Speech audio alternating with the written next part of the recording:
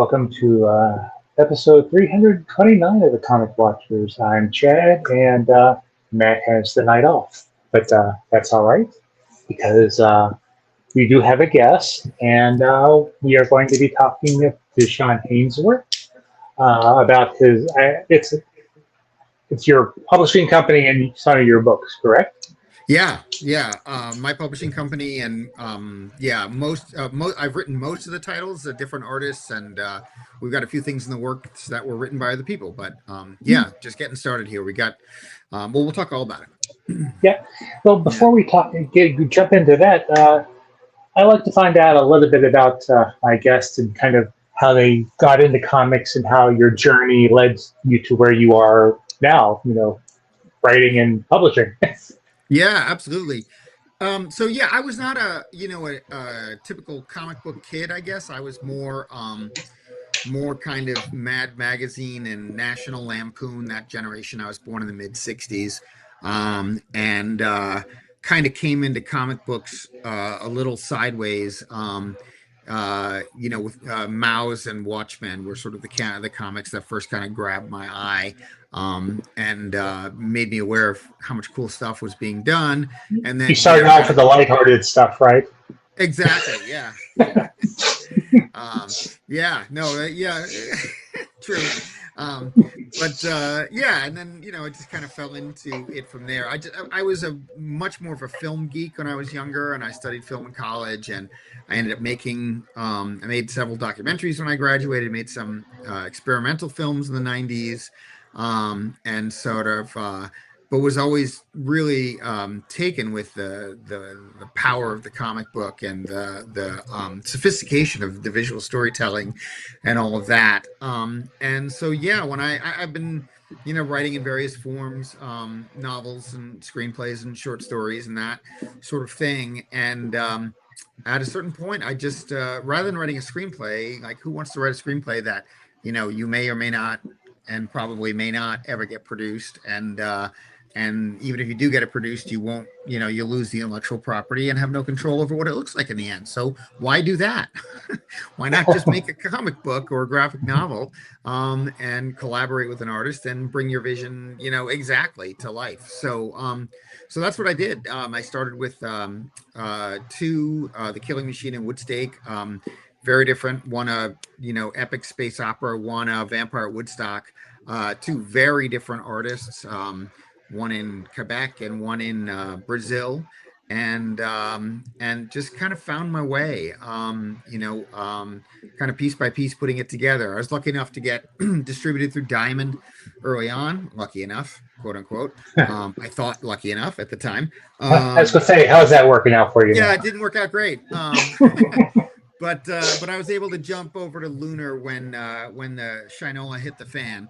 So actually it was fairly good. There was one book that was going to go through Diamond that we had to pull and hold for about 6 months, and then put it up on Lunar. So we didn't really get crushed, and we didn't have a lot of inventory at Diamond. So it's not like these poor publishers that have millions of dollars of books in a warehouse that are still being fought over. So we, being small and being new, we kind of survived that one. Now we've had, I don't know, like 4 books with Lunar. We got a new issue 1 launching this Wednesday. So far life is good. Well, the title that was brought to my attention was Woodstake, and about vampires at Woodstock. And I live up in upstate New York, and Woodstock is probably about an hour and a half journey for me. So yeah, kind of local. Yeah, you'll appreciate there's a welcome to Monticello County sign in there. I try to get all the details right. And as you probably know, the festival is actually in Bethel, New York, not in the town of Woodstock. But it's really fun. Like I said, I was kind of born in the '60s, kind of grew up in the shadow of the hippie generation, and just a big classic rock guy. And the idea sort of came out of, I was simultaneously reading about Michael Lang, who was the organizer. He has a book called The Road to Woodstock about how the festival came together, and rereading Bram Stoker's Dracula for the umpteenth time. And somehow the wires crossed in my brain, and the idea of Woodstake, the pun obviously was fun. But started thinking about hippies and vampires, both in terms of the scenes that would be fun, like a vampire, draining the blood of someone who just dropped LSD, but also kind of like thematically with the hippies being the height of peace and love and naive optimism, and vampire probably being the most cynical creature ever invented. So slamming those together thematically also seemed fun. But yeah, I did, like I said, I did a lot of research, tried to get all the details of the festival right. Felipe and I watched the film on repeat, the documentary, and there's just a ton of Easter eggs in there for people who know the period and know the music. So yeah, that's how that one came together. Is there a sequel called Woodstake 94? 99. 99. Yeah, so 94 was the 25th anniversary. That was the mellow one. And where all the grandparents brought their kids. And the organizers actually thought, even though it was kind of a success, it was a big nostalgia trip. And what they wanted to do for 99 was to make it relevant to the young kids again. But they didn't know anything about music in the new era. And so they invited, bands, like Limp Bizkit and, other bands that, were not necessarily in the peace and love genre, as it were. And also, what's interesting is in 69 they didn't make any money, because the only thing that made money in 69 was ultimately the music rights and the film rights. But people crashed the gates, the gates were torn down, no ticket, people came in, and so in 99 they were determined to make money. And what they did was What? was rake people over the coals, $5 for a bottle of water, and all this other stuff. And what they did is just enrage people who felt, there was this kind of big brewing pushback against the greed of the 80s, and people just rioted and went fucking nuts, right? Ripped the place down. And yeah, it was, so yes, they are utterly different festivals. And Woodstake 99 is a lot darker. And made a double live album. exactly. Yeah, Kiss Alive 2 here, Woodstake Alive 2. It was yeah, so anyway, super fun. I'm researching that one a lot as well. And there's a couple great documentaries. The research is a lot easier if you're not familiar. There's one called Trainwreck on, I forget which one is which. There's one on HBO and one on Netflix. One is called Trainwreck. One is like a 3-parter, and one is just an hour. But yeah, man, what a crazy shit show from start to finish. Ending in flames, right? The whole place, they burned the place down. It was nuts. So, who are the main characters of Woodstake, and how did you go about creating them? Yeah, so so the main character, so it is kind of a combination of Bram Stoker in some ways, and we had to have some kind of vampire hunter or somebody that would know what's going on. Otherwise the hippies would just get picked off one by one with no recourse. So there is a Van Helsing descendant, who is a Von Halen, who has a cousin named Eddie who plays guitar. Yeah. So I went there. But yeah, we got three main hippie characters, and kind of running the gamut. So the kind of ultimate hero, Nina, is really the genuine child of the 60s, who really not only believes in peace and love but walks the walk, and is kind of the ultimately the hero of the thing. Her boyfriend John is he's trying to start a rock and roll magazine. He's really ambitious. He's really just in it to build his own career. And a guy named Artie, who's your classic anti-war protester, but anti-war protester with a trust fund, who has never actually been forced to confront any real difficult realities in his own life. So I had fun with the hippie characters, kind of bringing in different aspects of, thematically from that period. And then we've got the vampire, and also there's a sheriff who becomes sort of the day walker, because of course, the sheriff is the man. And so that also, creates a lot more tension during the day, so that it's really trying to balance out the plot and the excitement with the festival, and the satire, because there's a lot of satire of the period. There's a lot of period references, but I also didn't want the daytimes to be just kind of completely free. So the sheriff is sort of the menacing character during the day. Now, what is it about vampires? And I was told that you could talk a lot about vampires. What is it about vampires that kind of interests you, or has made you want to write about them in the way you did? Yeah, I mean, I think the vampire myth, is probably one of the most durable and flexible. Like, we have so many variations of vampire stories, right? Hmm. And I think that's because the core of the idea is very, it's powerful, and it also can be interpreted in a lot of different ways. So I mean, certainly one can look at vampires from, just purely a sexual point of view, as being, sexual predators, right? There's always, or not always, but often, a sexual component to a vampire's predation.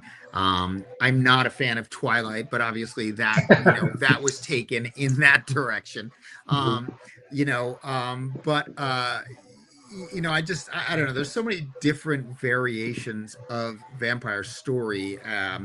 But the thing I like about the Stoker Dracula is that, having been alive for so long, he's really smart and has sort of earned his cynicism. He's seen what humanity does to itself over hundreds of years, and is under no illusions about the nobility of the human race. And he also has really learned how to work the system, right?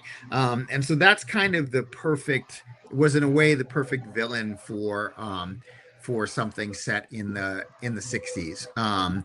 So yeah, but I also just think um uh there's just something really interesting about a creature that doesn't kill you, but feeds on your life force, right? And this is something that, once again, has been interpreted in so many different ways. There are so many kinds of vampires, that, once again, I just think it's one of those myths or stories or creatures that really strikes deep into our psyche in some way. The idea of being prey, but not just prey, but hunted prey by an intelligent creature that wants to drain us of our life force. I just think that has a power, and I think vampire stories will be with us for a very, very, very long time. It's the story that keeps on giving. It amazes me how many variations of vampire stories we can come up with that are all cool.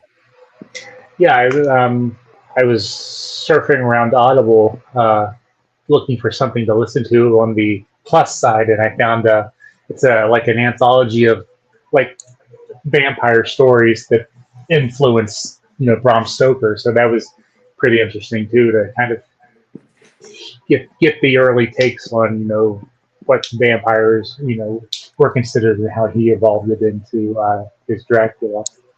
Yeah, it's really interesting. The book The Vampire was written beforehand, and I actually, when I saw, there's a version, a graphic novel version of that was produced in Spain, that I looked at, and I thought about, because when I go to the Frankfurt Book Fair, I'm always looking for material potentially to acquire and publish in English. And I looked at that one, and I read it's Polidori, who wrote it, Polidori's Vampire. And it's a vampire. It's PYR. But it's really interesting. Reading that made me realize how much Bram Stoker did to pull different strands of the myth together and create the modern Dracula. Mhm. Because the Polidori's Vampire is really really thin comparatively to what Bram Stoker came up with.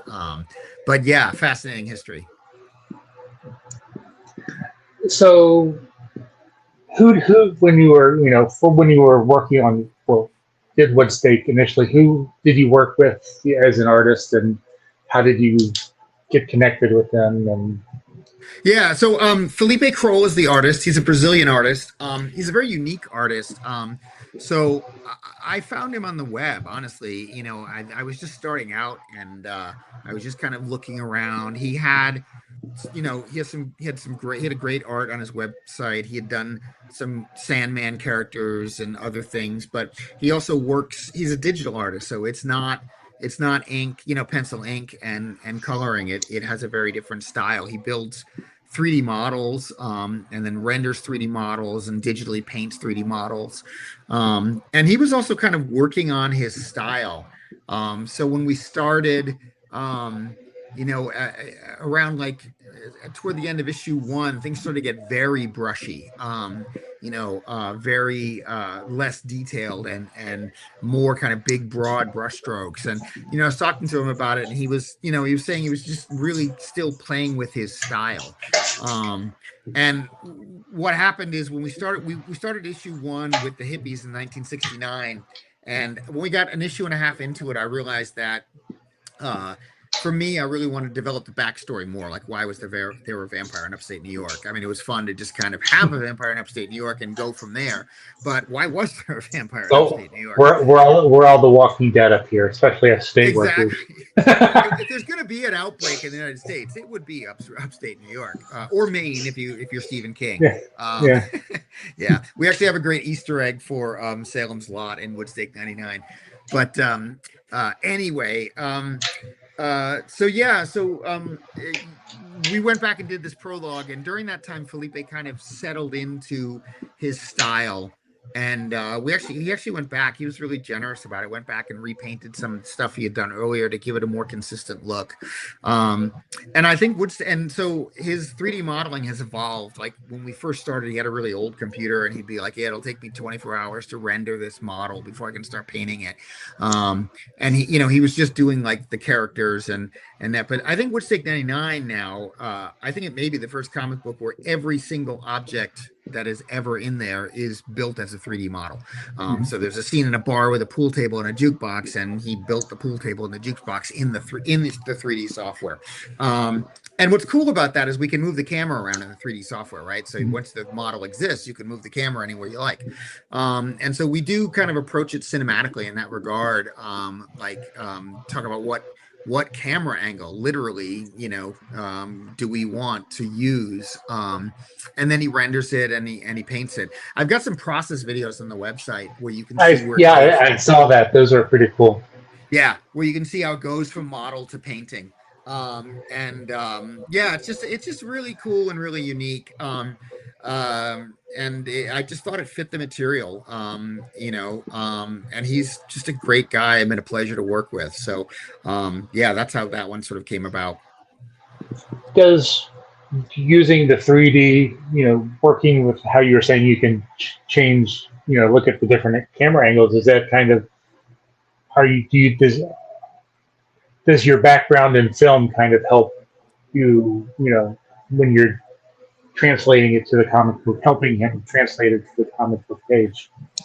Yeah, maybe a little bit. I mean, I tend to be very I tend to give the artist a really free rein to visualize things the way they want to. So when I write the script, I always say, like, if this page has 5 panels on it and you want to do 7 panels, do 7 panels, right? I mean, I'm imagining it in my head when I'm writing it, but I don't expect someone to come along and render it exactly as it's written. If you think it's better to do it another way, do it another way. And so he would always come back with first drafts that were completely his.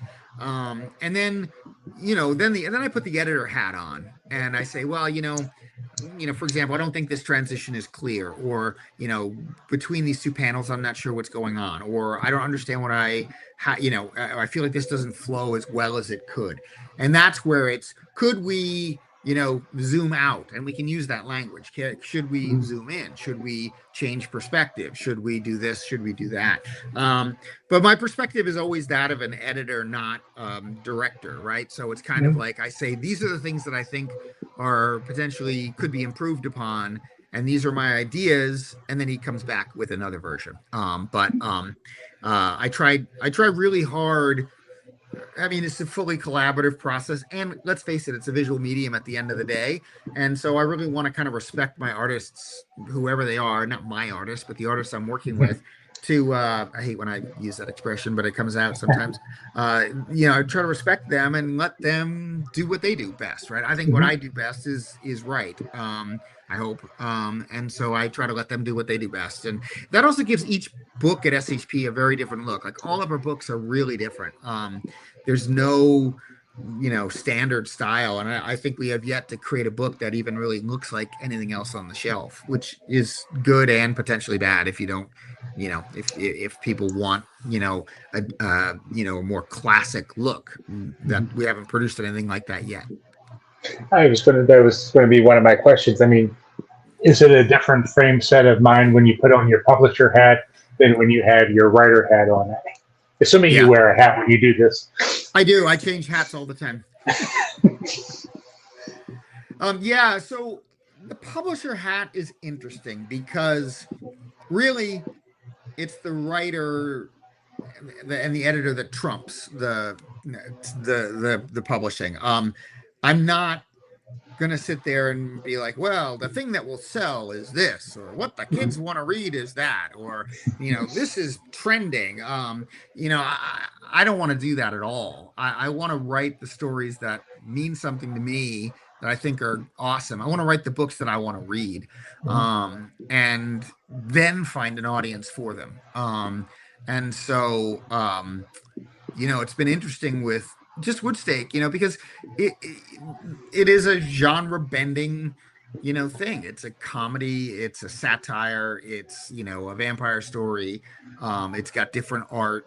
And so, we get all kinds of reactions to it. Some people love it, some people love the story and not the art. Some people love the art and not the story, whatever. But we are finding that audience, right? That's willing to Mhm. go there with us on this book.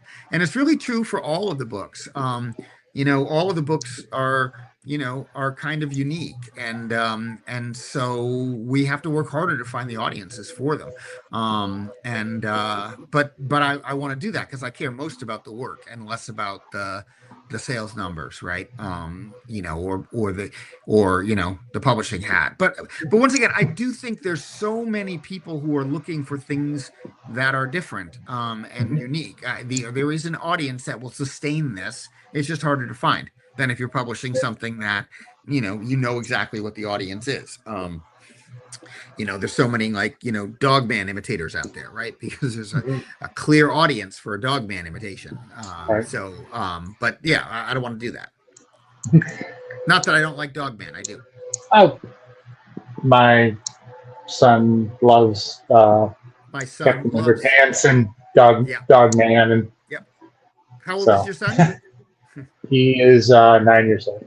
9 years old. My son is now 19. He loved all that stuff 5, 10 years ago. He still reads it, but yeah, was obsessed with it 10 years ago. So So when you're writing, let's stick with Woodstake. You Is it hard to balance the humor with the horror, or do you try to find humor in the horror or horror in the humor? I try. Yeah, what's interesting is I try to write.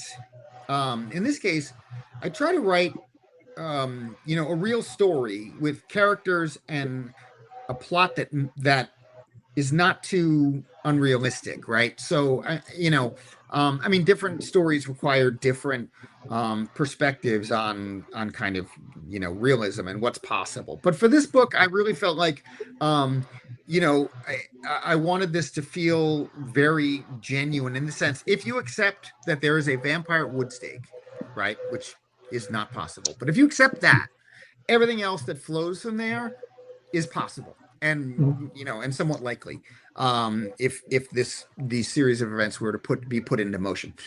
So from that, and also I want to have the characters have strong arcs, right? And I want the characters to, and actually, what's interesting is Woodstake really kind of ends. It ends, but it's not a super satisfying ending because Woodstake 99 is the ultimate conclusion. So it is a long story arc, and the characters' arcs will continue into the next book. So anyway, with that said, within that, I think the horror and the humor come out naturally, right? So, and sometimes the best scenes are when they go together. So for example, there's a scene where the vampire is feeding on this young woman and in the bushes, and some guy's smoking a joint and he thinks they're, having sex, and he's like, telling him to pipe down because they're harshing his mellow and, whatever. Right. So you've got both. You've got a woman being drained of her blood, and also, some guy smoking a joint, who imagines they're having sex, and then the vampire comes out and has a joint with him, and they, so and after drained a young woman of her blood, you probably would want to have a joint, right? And so Perfectly natural. Perfectly natural, right? And so, yeah, for me, those are the scenes that really work because the vampire is feeding, and he's doing it in the right place, and the humor comes out naturally. I'm not lobbing jokes into it. I mean, I love What We Do in the Shadows, but that's a very different style of humor, right? That's a broader style of humor, and this I really want the humor to come out of kind of the be more situational.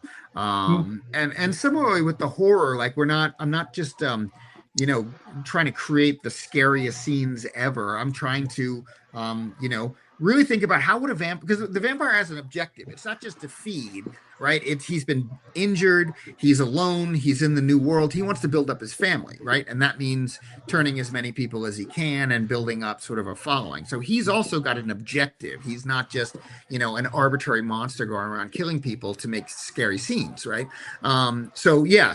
Anyway, with all of that, the vampire's got a character arc. The vampire's got objectives. The other characters have character arcs and objectives, and when those all slam together, horror and comedy happens. That's my perspective.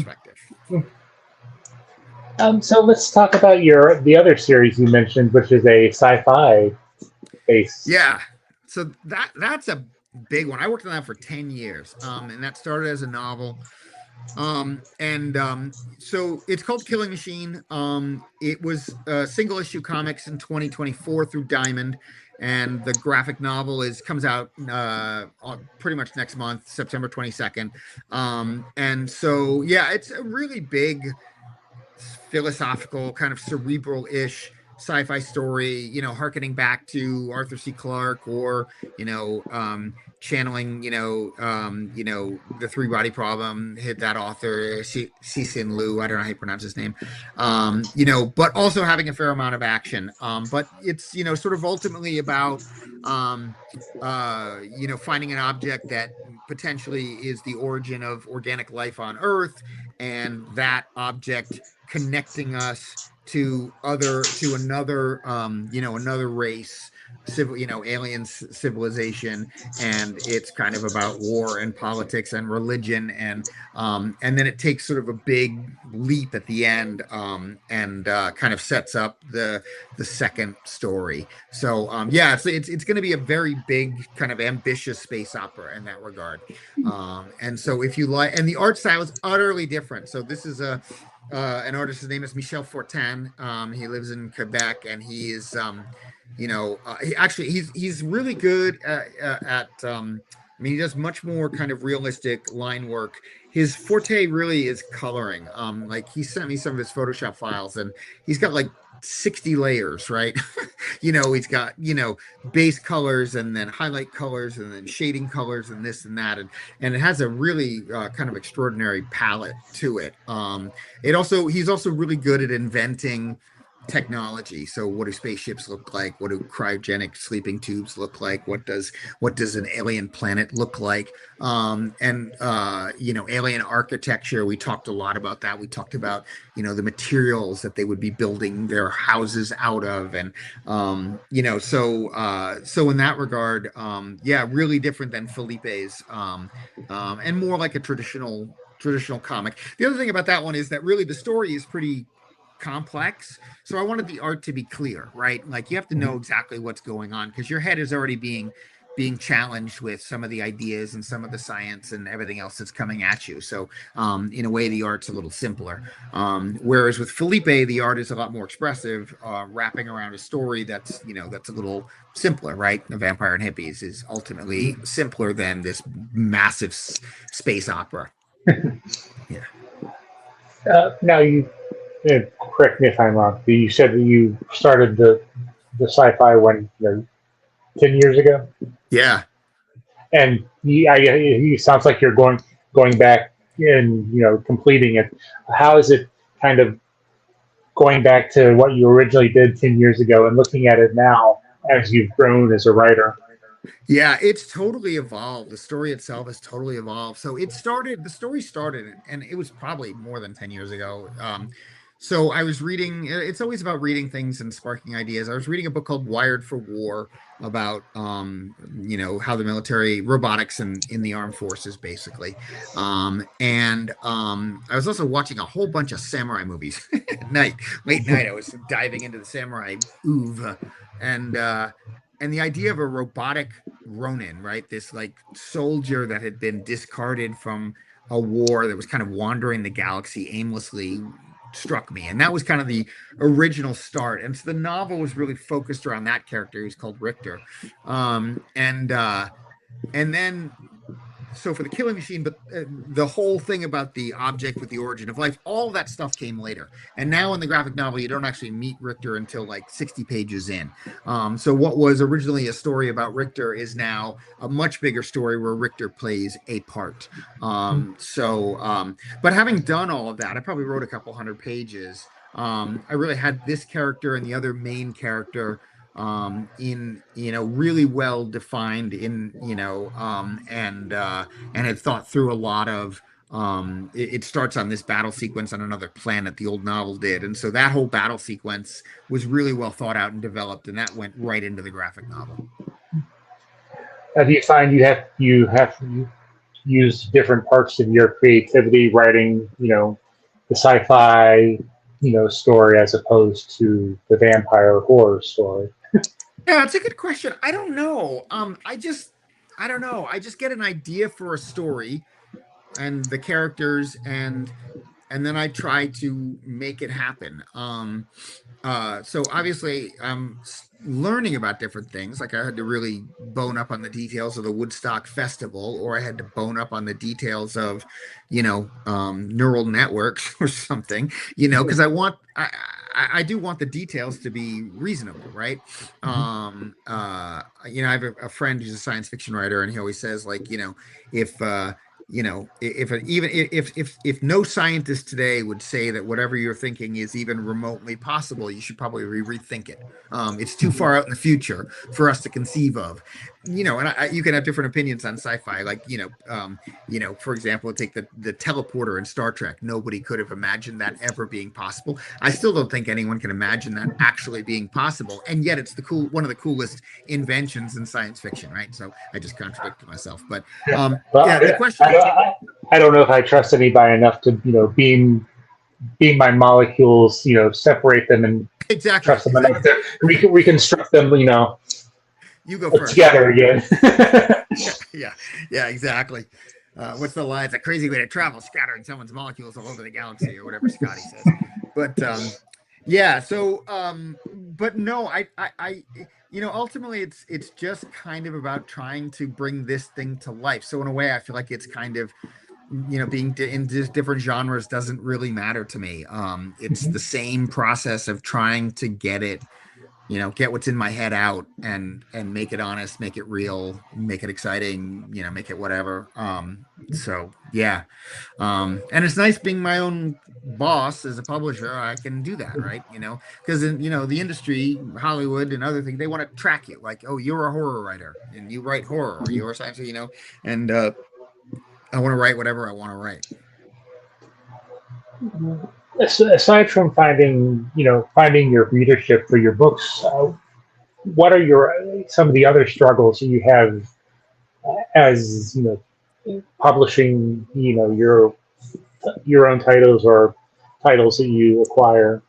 Yeah, I mean, I've really had to learn so much about the publishing industry, and not a publishing industry, but kind of multiple publishing industries, because comic books are weird, right? So let's just, from an industry point of view, love comic books, but this periodical model business model that goes back to the 1930s is weird and hard to deal with. Uh, because you have if you're DC or Marvel, it's great. Everybody knows your stuff.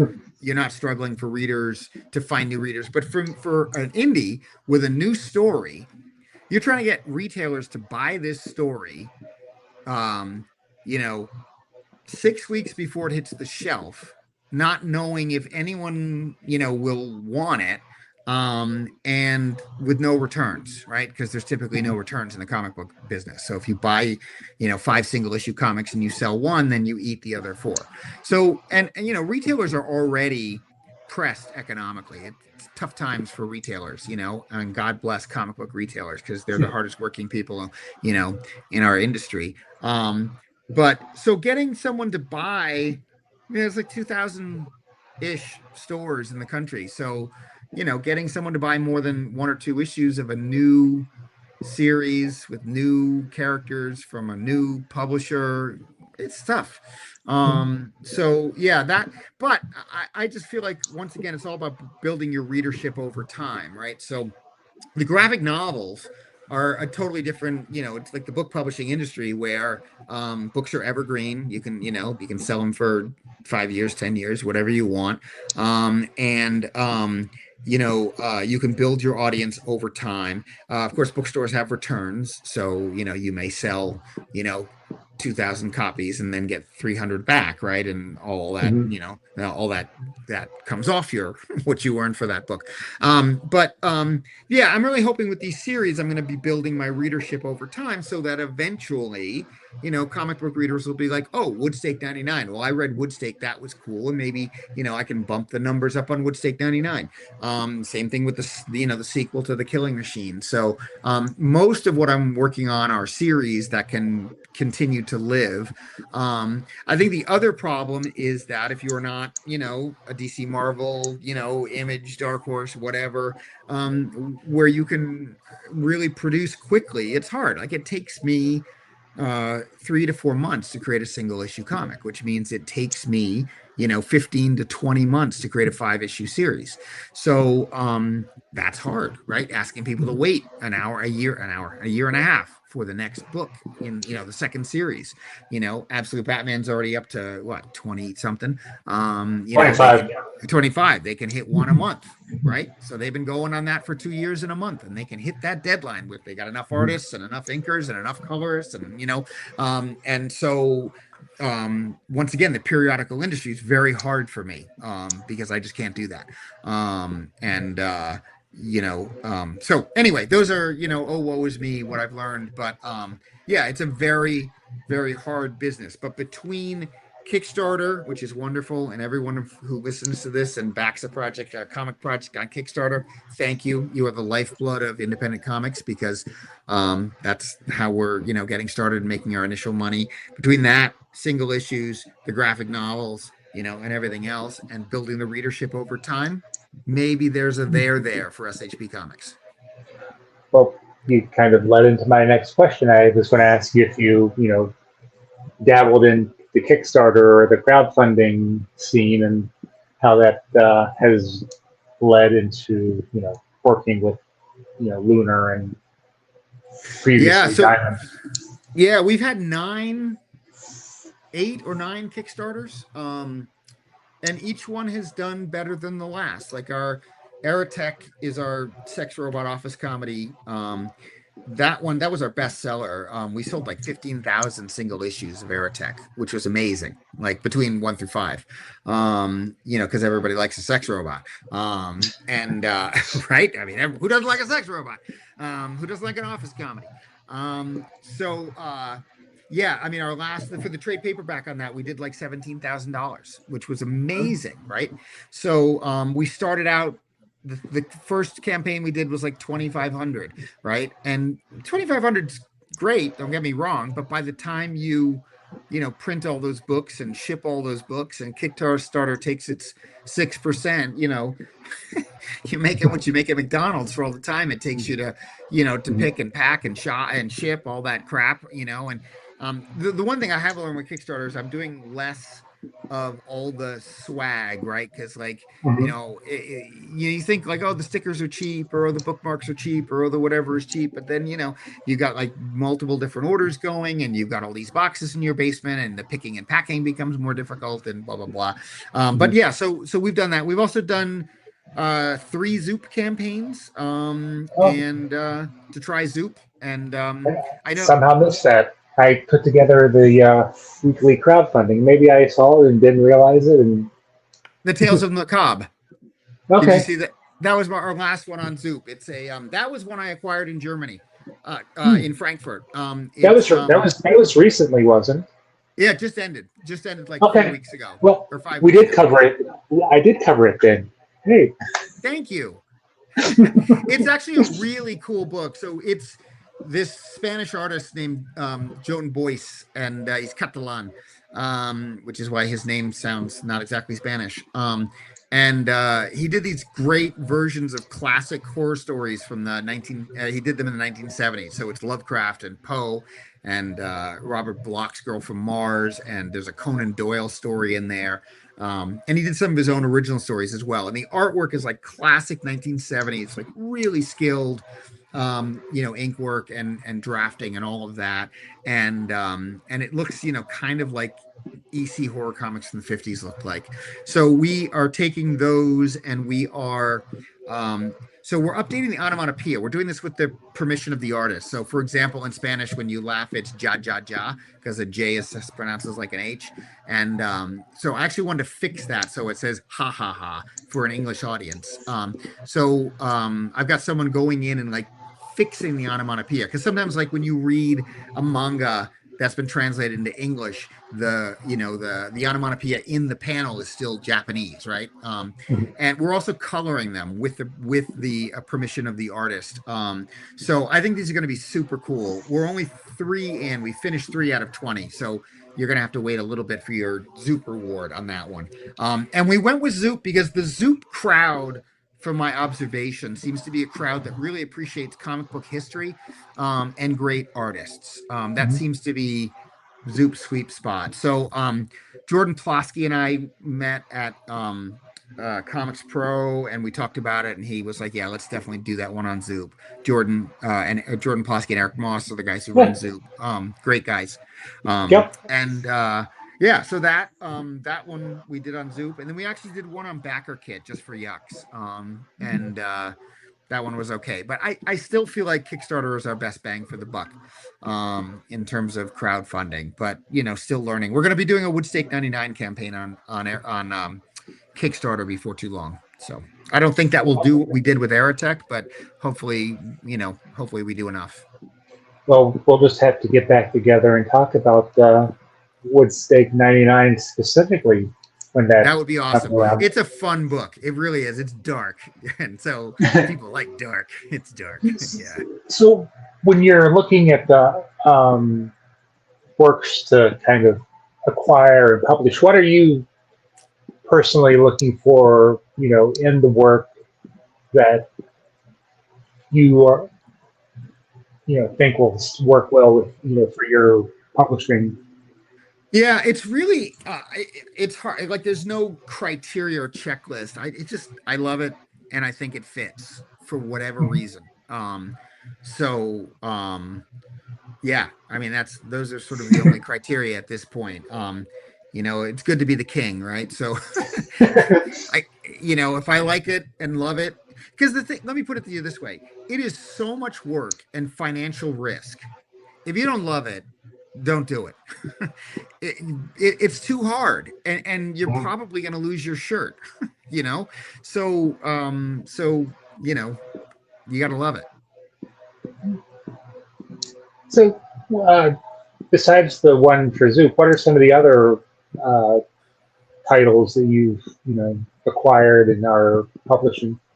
Yeah. So well, we've only acquired Tales of the Macabre at this Mhm. point. Um, we're acquiring the rights to something that I can't talk about yet because the ink's not dry. Mhm. It's an adaptation of a novel. Um, uh, and so that'll be our That, second acquisition, but we're not acquiring it that as narrows it down. say again. That narrows it down. Yeah, that narrows it down. It's a novel. Yeah. Um, so yeah, we'll talk more about that next time. But Yeah. yeah, but that one we're gonna do all the work on. We're gonna, I've already got an artist ready to go and Mhm. and all of that. So we're waiting to sign the paperwork before I talk about it because I don't want it to talk about it and then it to fall apart because the lawyers are lawyers. But so Tales of the Macabre is the only acquisition at this time. Mhm. And then the two series that we have going right now on Wednesday next week, issue one of something called Sight is coming out. Sight is a sci-fi horror mashup. It's kind of comes out of the Cassandra myth. It's about a woman who's had sort of a second sight since childhood, and it's caused her to be really kind of isolated and reclusive because she can see things and it's very disturbing. Anyway, she sees this impending alien attack which leads to sort of a post-apocalyptic world, and so yeah, it ends up being like a post-apocalyptic adventure with aliens. She's protecting a young orphan, so it's kind of a little like The Road in that regard. So issue one of that's being drawn by Jack Purcell, who was an inker who did a lot of DC and Marvel work, did some Batman work back in the 80s. This is the first thing he's drawn as well as inked. He's a buddy. He lives in my hometown. We go look at sketches over beers. It's great because most of the artists I work with are in various parts of the world, and Jack lives 10 minutes from my house. Yeah, I think Sight's really cool. We got a great variant cover by Chris Campana, who was a Great buddy. guy. Yeah, great guy, buddy of Jack's from the old days, who did a really, really cool variant. So yeah, that one's Wednesday, and then we're also doing something called Beowulf, which is a retelling of the Beowulf legend. It's sort of a dual timeline. It takes place both in the time of Beowulf, but also in the 1980s, and sort of my childhood as a D&D nerd, which is actually kind of good because with the Stranger Things thing, the 1980s D&D thing has a little more pull than it did. But yeah, so Grendel in the real world is a bully. And Grendel's mother is a satanic panic book banner. So it kind of, works on evil in different time periods and different forms of evil, but it also retells Beowulf. So those are our two that are sort of going now. So, if you had to pick one writer or publisher, which you would choose and why? Oh, to read? No, no, to be for your. Oh, to be. Huh. Um, I have to say I have deep respect for Image being creator owned and still, and creator directed and not, as far as I know, kind of compromising on that aspect of things. Mhm. Dark Horse was just, recently, last 6 months or whatever, bought again by another large corporate behemoth, right? And I love Dark Horse. I love a lot of their titles, but Image seems to be for creators, by creators, and about creators. And so, yeah, I think the Image model is the one that sort of makes me the happiest of the big and other publishers. Boom got sold. It's big business, right? Ultimately, I mean, and it's also an IP factory because it's a great way to try out lots of IP, see what sticks, and then it becomes a TV show and a movie and a dessert topping and a floor wax and everything else. Dessert topping. Eh? Huh. It's an old Saturday Night Live commercial. I don't even remember the end of Saturday Night Live Yeah. commercial. Yeah, it's a dessert topping. It's a floor wax. I'm dating myself. Yeah. So, when you're not writing or working on the publishing side, where do you kind of go for inspiration for future projects? I have so many ideas. I've been wanting to write stories for so long. I've got like a notebook, I could probably put 10 books into production if I had the money and the time and the artists for it. But a lot of stuff comes out. I'm kind of yeah, I like a lot of input, as I like to say. I watch a lot of movies from all over the place, all time periods, all countries, all genres. I read a lot of different stuff, fiction, nonfiction. And I read a lot of comics and I read a lot of graphic novels and sometimes and then just ideas just bubble up from all of that kind of all the input eventually creates some kind of output. How that process works, I have no idea, but yeah, I also just kind of like, I think a lot of people who are fans, I just kind of constantly need new stories. I just, it's kind of like just you know, it's like every day, or every, I hope to get at least 30 minutes to take in a new story. It just makes me happy. So, are you reading anything now, books or even comic wise that you're really, enjoying or finding that's holding your, um, you know, Yeah, attention, I so guess? right now I'm a little more outside of the comics realm. So I've been reading A Century of Fiction, The New Yorker. It's a collection of 100 short stories from the 1920s all the way through. So I've always been a fan of short fiction, New Yorker short fiction. So it's really fun to go through. I'm up to Donald Barthelme, like 1970s. So I read a bunch of different things at once. I'm also reading From the Mouth of the Whale by Shawn, who's a Icelandic writer. Really cool, great prose set in like the 17th century. I told you I throw a lot of stuff in my head. And and this is deliberately for something I'm cooking. I'm rereading Truman Capote's In Cold Blood, which is it really moved me when I read it, whenever I read it in the 90s. And it's really moving me again. It's so extraordinary. And he just kind of like created the true crime genre and everything else. And that is very deliberately for I'm working on an idea, which is too early to talk about. But I wanted to put that book back into my head. So those are kind of the three things that are on my shelf right now. What in the comic world, is there anything you read recently, or what do you kind of have? Yeah, so I've been reading the Absolute series just because they're so big. I kind of want to uh keep up with them. I read Dean Haspiel's a friend, Yeah, and great guy he too.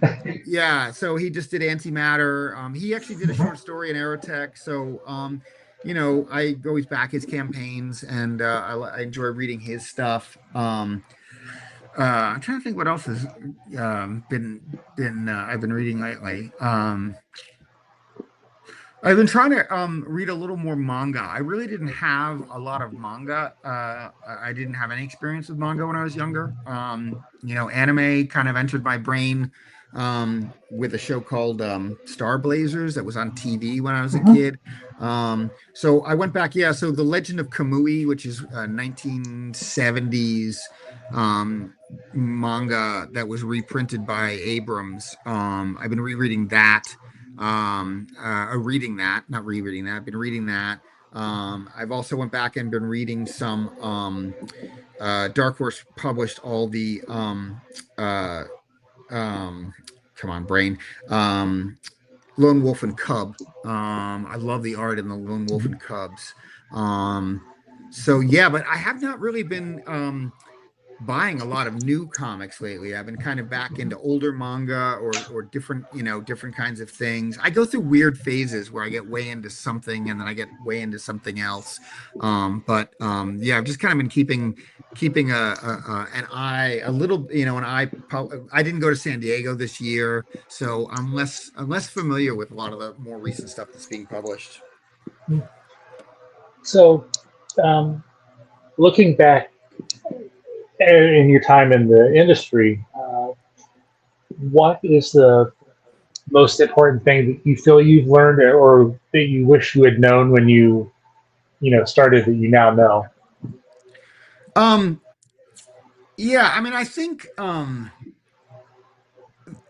the comic book industry in and of itself is, it's driven by, you know, it's driven by collectors partially. It's driven by nostalgia partially, right? There's a bunch of people who just grew up with comic books and that's what they love and that's what they want. Um, and then it's also driven by kind of, I mean, manga has had a huge influence. I think I didn't really have a sense of, and also it's driven by history. I mean, what I love about the comics industry is people have such a deep sense of the history of their own art form, which is not true in many other art forms. People really know, the people who are real fans, they really know like so many periods and times and artists and series. And I love that. I love the sort of sense of perspective people have on their own industry. Um, but yeah, trying to figure out how I fit into this industry is been challenging, and knowing more about like just the first, I went to San Diego 3 years in a row and just kind of trying to absorb the zeitgeist. Um, Beyond all the cosplaying and beyond the big announcements, hanging out in Artist Alley and talking to people and trying to get a sense of, you know, where do I fit in this enormous universe of comics, which I did not participate in as a kid. So I'm coming at it somewhat as an outsider and trying to figure out where I fit in it. So I think a lot of it would be just having a lot more experience with the comics industry. It's been great to you know, uh, it's been great to learn a lot and go back and, I've read all of Eisner's The Spirit, and it's been fun to kind of educate myself on other periods in comic history. But yeah, it's kind of a vague answer, but I wish I had known more about exactly what I was getting into and had more of a plan about where I fit in it. Because Mhm. the kind of stories that I write are, I'm not writing superheroes. I'm not writing, you know, uh, I'm writing different kinds of stuff, and I know there's readers there for it, but I'm still trying to figure out how to connect them and how I fit into this massive universe. Yeah, I totally get it. Um, so why don't you kind of give us a summary of Woodstake, your what the publish, what you do as a publisher, and where people can get a hold of you, and if are you going to be going to any shows like where people can check you out? Yeah, so let's see. So we will be at Terrificon in Connecticut shortly. I'm in Massachusetts. I'm going to be at my local comic book shop, His and Hers, in Greenfield, Mass, on Wednesday, having a launch party for Sight. And I will be at IC3 in Providence. Love IC3. We were there their first year.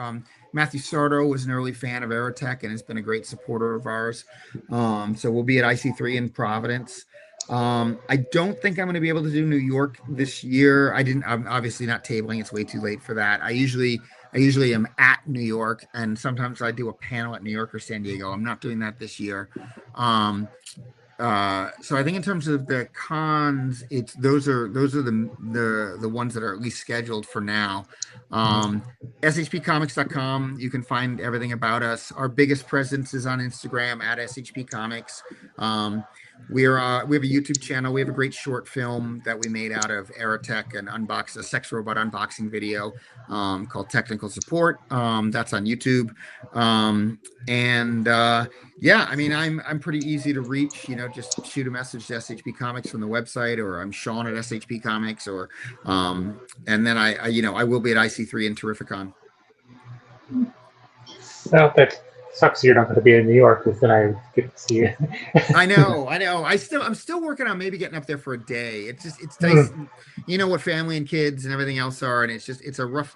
not to go way into it, but my father passed away, not too long ago, and we're trying to have a memorial for him in October, and so we just got to keep the dates open because we got family coming in and blah blah blah blah blah. So long story short, if I can get there for a day or so, I will, and I will definitely reach out to you, so because I'd love to see you in person. Even though Terrificon is local for me, then it's always scheduled around a time where I'm busy. Yeah, yeah, I know. But it was great talking to you this evening, and connecting with you and finding out that, hey, we were helping promote your stuff without knowing it. So Thank you so much. I really appreciate it. I'm very excited for Tales of the Macabre. I think that's a place that we definitely fit into the this big universe known as comics. I think that one is really, I think people will appreciate the quality of the art and the classic stories. But yes, thank you. but when let's definitely reconnect when you're ready to do the Kickstarter for Woodstake 99. Yep. And next, we will be back next week with Lewis Southard is coming back to talk with us about his new upcoming project. So until then, support your local comic shop, support local music, support local artists. Just be nice to everybody, because the world at this time can be a horrible place, and just don't be a jerk.